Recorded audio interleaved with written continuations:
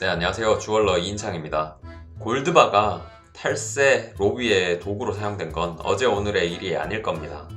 과거에는 모두 현금 거래로 골드바를 유통했기 때문에 그 자체로 불법 요소를 가지고 있었고, 잡아내기는 물론 어렵겠지만 그래도 잡는다면은 이 골드바를 판매한 사람, 또 뇌물을 준 사람, 받은 사람 등등 처벌을 할 수 있었습니다. 그런데 요즘에는 이 공기업을 껴가지고 합법적으로 문제가 일어날 환경을 갖추고 있습니다. 이게 무슨 말이냐? 국정감사에서 제기된 내용을 바탕으로 설명해 드리겠습니다.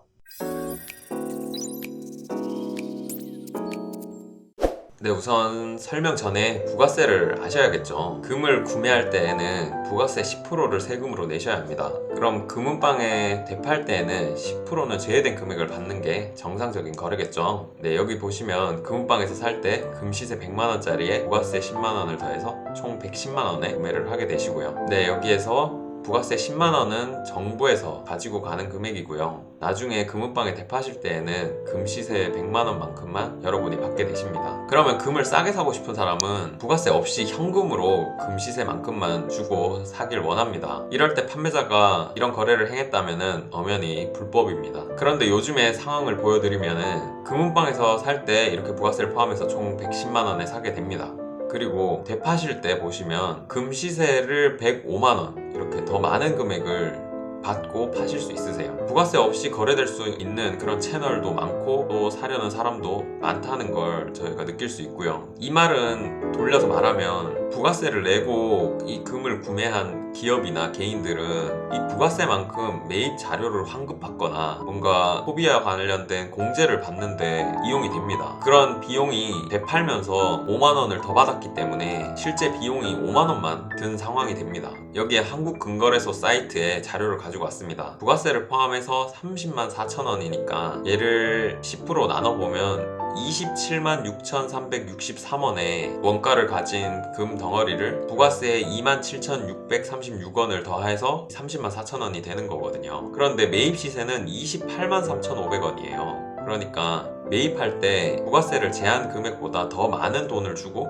되사주고 있습니다. 아까 27만 6,300원이니까 대략 8,000원 정도 금액을 더 주고 되사주고 있습니다. 이렇게 구매 자체를 합법적으로 할 수 있는데요. 대부분 무기명으로 거래가 되고 있어서 그 이후에 불법적인 행위를 막는 건 여전히 어렵습니다. 그리고 그런 행위를 하는 비용이 예전에는 부가세 최소한 10% 이상이었다면 저희 같은 이제 업자들의 마진까지 생각하면 10% 이상이겠죠. 그런데 그런 비용 자체가 사고 팔 때 차이가 지금 5% 정도로 줄어든 상황입니다. 이 불법적인 행위를 이 주얼리 업계를 통해서 하고 싶은 마음이 많이 들 수 있는 이런 구조가 되어가고 있습니다. 이렇게 되면 선량하게 주얼리 업계 안에서 일을 하고 있는 사람들에게 피해를 줄 가능성이 많습니다. 국회 기획재정위원회 국정감사에서 더불어민주당 박홍근 의원이 이 골드바를 이용한 절세 사례가 인터넷에서 많이 회람되고 있다 이렇게 문제를 인식하고 있고요. 그래서 조폐공사 사장님이 여기에 이제 뭐 자료들을 보여주셨는데 이 골드바 전체 매출 건수가 보여드리면 골드바 전체 매출 건수가 2017년도 2,100여 건인데요. 2021년 9월임에도 이미